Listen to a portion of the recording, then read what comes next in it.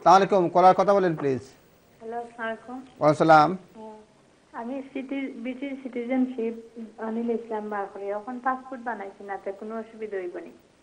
কোনো অসুবিধা নাই, তবে জলদি জলদি করা বালা, কারণ সব নিয়ম কানুন টাইট করে আর কি। সুতরাং আপনি পাসপোর্ট করতে তো খুব বেশি পয়সা লাগতো না আপনার, এখানে করলে মানে রিটার্ন সিকিউর পর্যন্ত 82 পাউন্ড 50 পেন্স খুব সম্ভবত লাগে আর কি।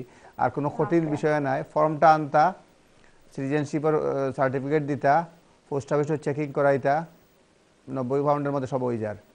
ঠিক। ওকে। আর দেশটা কি দুইজন আনলে যেন তার কত ফিস লাগে? 10 টাকা কিলা আনতা? এমনি ভিজিট ভিসা। ভিজিটে একদম মুখস্থ কইতাম পারতাম নাই, তবে 200 পাউন্ডের আর বেশি কিটা ফিস কিটা লাগে দেশের উদ্দেশ্যে? দেশ হইল গিয়া দেশ থেকে দেউকা, আর এখান থেকে দেউকা bank statement, pay slip, accommodation এগুলি লাগে আর কি। এবং তারা দেশে যে ফিরিয়ে যাইবা এটা প্রমাণ করা লাগে। ঠিক আছে, থ্যাংক ইউ। আমি যাব নেক্সট কলারের কাছে। হ্যালো, আসসালামু আলাইকুম। হ্যালো হ্যালো, আসসালামু আলাইকুম। হ্যালো, আমি নেক্সট কলারের কাছে যাচ্ছি, দেখি নেক্সট কলার কি জানতে চান। হ্যালো, আসসালামু আলাইকুম। ওয়ালাইকুম আসসালাম। জি বলেন প্লিজ। আমার দুইটা প্রশ্ন। জি।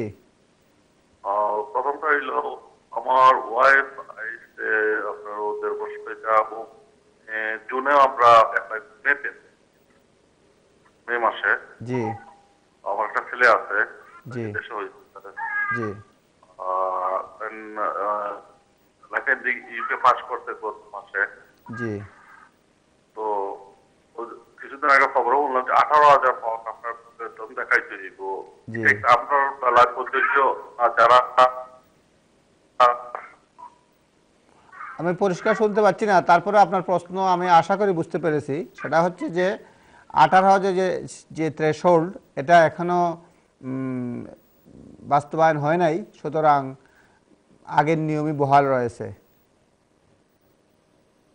তারপরে আমি পরিষ্কার শুনতে পারিনি, আপনি যেটা বেতনের কথা বলছেন 18,000, সেটা এখনো আইনে কার্যকর হয় নাই, সুতরাং আগের নিয়মই আপনি করতে পারবেন। Thank you. আমি যাব নেক্সট কলারের কাছে। হ্যালো, আসসালামু আলাইকুম। দর্শক, আপনার টেলিভিশনে আমার নিজের কথা নিজেই শুনতে পাচ্ছি, সুতরাং দয়া করে মিউট করে দিন, তারপর কথা বলুন। জি, আমরা যাচ্ছি নেক্সট কলারের কাছে। হ্যালো, আসসালামু আলাইকুম। হ্যালো হ্যালো, আসসালামু আলাইকুম। সালাম আলাইকুম। আসসালাম। ভাই আমি একটা জিনিস আমি একটা ওয়ার্ক নোরিটে আসলাম আর কি। জি আইয়া ইমেন্ডারি একটা কেস মারছিলাম। জি মারা বাদে আমার রিফিউজ করে দিয়েছে, বাদে আমি রিকনসিডারও লাগিয়ে দিয়েছিলাম। জি দোয়া বাদে তারা আমার জানাইছে তারা 12 মাস ধরে বিজি, তারা ফ্রি হয়ে জানাইব। বাদে আমি একটা রিমাইন্ডার দিয়েছিলাম, এবার জানছি না আর কি, আমি কিটা জানতাম পারি ওটা একটা ব্যবস্থা করলাম। এক নম্বর হলো গিয়ে আপনারা তো জানাই কলার, আপনি রিকনসিলিয়েশনের জন্য অ্যাপ্লাই করেছেন, তারা জানিয়েছে যে 12 মাসের মধ্যে তারা জানাবে। এক নম্বর রিমাইন্ডার তারপরে আবার দিয়েছেন, অপেক্ষা করা ছাড়া অন্য কিছু করার নাই। অন্য কোনো মামলা হিউম্যান রাইটসের বিষয়ে এরকম সময় লাগে, সুতরাং রিমাইন্ডার দিয়েছেন, অপেক্ষা করেন, দেখা যাক কি আসে আর কি, এটাই বলতে পারবো। আমি যাব পরের কলারের কাছে, দেখি পরের কলার কি জানতে চান। হ্যালো, আসসালামু আলাইকুম। ওয়ালাইকুম সালাম। জি বলেন প্লিজ। আমার একটা প্রশ্ন ছিল আপনার কাছে। জি যে আমি আর কি সিঙ্গেল আর কি, জি আমি জলসিকায় ডাউনসে আছি। জি আমার হাউজিং বেনিফিট আছে, তারা খাতে থাকবে। হাউজিং বেনিফিট আবার বলেন। জব সিকার অ্যালাউন্স পাচ্ছেন, হাউজিং বেনিফিট কি? আর আমি 35 এর নিচে আছি আমার বয়স। জি আমি রিসেন্টলি আমি প্রাইভেটে গড়ে থাকতে, আমি এটা চেঞ্জ করে আরো ঘর আসি গেছি। জি আমার টেন্ডেন্সি ছিল আর কি, আমি কাউন্সিল অফিসে দেখছি যে আমার গড় বাড়া আর কি আছে, মানে তারা যে বেনিফিট দেয় এটা আর কি হতাম দেখলাম। পরিষ্কার বোঝা যাচ্ছে না ভাই, রেজা চৌধুরী, আপনি বুঝতে পারছেন কিনা যে আপনি জব সিকার অ্যালাউন্স পাইরা এবং জি। হাউজিং বেনিফিট আপনি ক্লেম করতে পারবা কিনা কইরা যে না অন্য কোনো প্রশ্ন আপনার প্রশ্ন বোঝা যান না আপনি টেলিফোনে ক্লিয়ারলি মাতক আর কি না আমি কইরাম আর কি জি আমি হাউজিং বেনিফিট পাইয়া যাইলাম জয় আমি তো সিঙ্গেল পারসন না আপনি single person job seeker's allowance পাইরা হাউজিং বেনিফিট পাইরা প্রশ্নটা কিটা আপনার প্রশ্নটা হইল গিয়া আমার এখন হাউজিং বেনিফিট ছাড়া আগে 265 এখন খালি যায় 69 খালি এই মাসটা কি দিব তাহলে আমারে কিটা দিব এই মাসটা গিয়া এই মাসটা আমারে দিব খালি 69 69 pounds. জি খালি 69 পাউন্ড দিব জি যে এখন আমারে তারা কইছে আমি কাউন্সিলের করে লাগি দিদিমও খতম করতাম না জি মানে আমার বয়স 35 এর নিচে বেশি নেই। জি তখন আমি তারা আমার কোনো চিঠিও দিল না যে আমার জেলা যেহেতু আমি ইলাকান দেখলাম আচ্ছা ঠিক আছে আপনি লাইনে থাকুক আপনি যেটা ব্রাইসের রেজা যদি যেটা কইছিল আর কি যে আন্ডার 35 বলে প্রবলেম হইব আপনি আন্ডার 35 তারা কইছে কাউন্সিলে আপনি বিডিং করতে পারতা না ব্রাইসের রেজা চৌধুরী আপনার প্রশ্ন উত্তর দিবা আপনি লাইনে থাকুক প্লিজ জি আনফরচুনেটলি অক্টোলিগ অসুবিধা আমরা একটু আগে ডিসকাস করছিলাম একটা যে আপনি যদি আন্ডার 35 হন আপনি যদি সিঙ্গেল হন তাহলে আপনার হাউজিং বেনিফিট আর থাকতো নাই মানে এলিজিবিলিটি থাকতো নাই এখন আপনার কোয়েশ্চেন হলো কি একটু যে আপনি চাইরা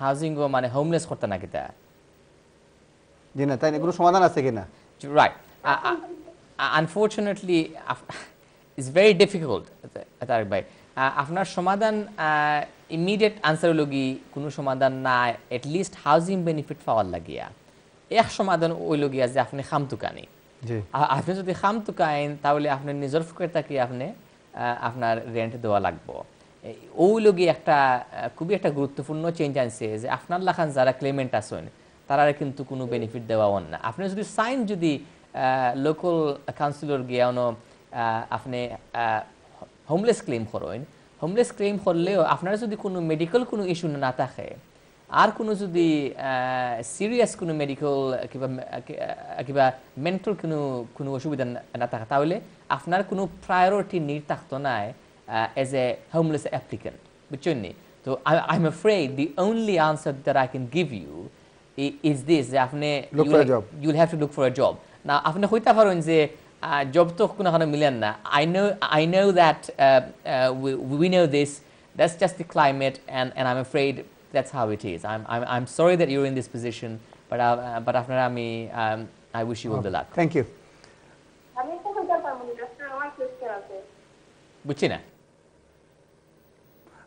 কলার আপনার আবার আসবেন আপনার উত্তর দেওয়া হয়েছে তারপরে যদি কোনো প্রশ্ন থেকে থাকে আবার আসবেন দর্শক আমরা ইমিগ্রেশনের বাইরে অন্যান্য বিষয়ে প্রশ্ন করবেন সেটাও আশা রাখি কারণ আমরা অনেক বিষয় কভার করতেছি বিশেষ করে এমপ্লয়মেন্ট লতে লিটিগেশন বিষয়ে হাউজিং বিষয়ে ইউরোপিয়ান যারা সিটিজেন রয়েছে তাদের বেনিফিট এন্টাইটেলমেন্ট সুতরাং শুধুমাত্র ইমিগ্রেশন না করে অন্যান্য বিষয়ে প্রশ্ন রাখবেন সে ধরনের আমরা প্রত্যাশা রাখছি যেহেতু আমাদের অতিথি বেশি রেজা চৌধুরী অন্য সব বিষয়ে আপনাদেরকে এক্সপার্টিজ রয়েছে এবং সে বিষয়ে আপনাদেরকে যতটুকু সম্ভব আনসার দেওয়ার চেষ্টা করছেন দেখি পরবর্তীতে লাইনে কে আছেন হ্যালো আসসালামু আলাইকুম হ্যালো আসসালামু আলাইকুম ওয়ালাইকুম সালাম ভাই সাহেব আমি ফোন করছি আমার ফ্রেন্ডর লাগে আর কি জি খোকা প্লিজ তাই আসলা 7 বছর আগে আর কি জি আইয়া আপনার কোনো কেসেস মারছেন না তাহলে একবার ধরে দিয়েছিল পুলিশে আরো ধরো ডিটেলস ইউজ করিয়া জি তো পুলিশে সাজিয়ে গেছে কি বাট ফিঙ্গারপ্রিন্ট নিছে কি বুঝছো জি এখন তাই কিছু করছেন না কিছু করা হইব না বা ফিঙ্গারপ্রিন্টে কোনো ক্ষতি করবে না যে আরো ধরো ডিটেলস ইউজ করলাম জি ওখান তো ইসলাম আচ্ছা থ্যাংক ইউ পয়লা এক নম্বরের কথা হইল গিয়া আপনি যদি কোনো আর কোনো ইনফরমেশন ইউজ করেন এটা হইল গিয়া অফেন্স করার পরে যদি আপনি অন্য কি ধরনের অফেন্স যদি স্বীকার করেন এবং আমরা কইতাম পারতাম না যে অফেন্স স্বীকার করার পরেও আপনি এইটা করোকা একটা জিনিস কইতাম পারি আপনি যদি কোনো ব্রিটিশ সিটিজেন যিনি এই অফেন্স করছেন আরেকজনের আইডি ইউজ করছেন ব্রিটিশ সিটিজেনের বিয়া শাদী করেন সেক্ষেত্রে সব কিছু ডিক্লারেশন দিলেও হয়তো ইউকে বিয়ে আপনারে ছাড় দিতে পারে আর না হইলে আপনি যদি এটা কন্টিনিউ করেন বা এটা আপনার লাগে ক্ষতিকর এবং অন্য কোনো ধরনের ভিসায় এই ধরনের অফেন্স থাকলে আপনার ভিসা দেওয়া টাফ। একমাত্র ব্রিটিশ সিটিজেন কেউ যদি বিয়া শাদী করেন এবং সব কিছু ডিক্লারেশন দেন, হয়তো অ্যান্টি ক্লিয়ারেন্স অফিসার বা এখানকার ইউকেবি এর কেস ওয়ার্কার এই বিষয়টা হয়তো সহানুভূতির সাথে দেখবো আপনার সিচুয়েশন বিবেচনা করিয়া। কিন্তু আপনি একজনের আইডি থেফট করছেন বা ইউজ করছেন, এটা খুবই বড় অপরাধ হয়েছে এবং এটা অন্যান্য যারা আছেন তাদেরও কইমু যে বিষয়টা সতর্কতা হবা। আশা করি আপনার উত্তর পেয়েছেন। দর্শক, আমরা আবারও বিরতিতে যাচ্ছি, বিরতির পর ফিরে আসবো, আপনারা আমাদের সঙ্গেই থাকুন।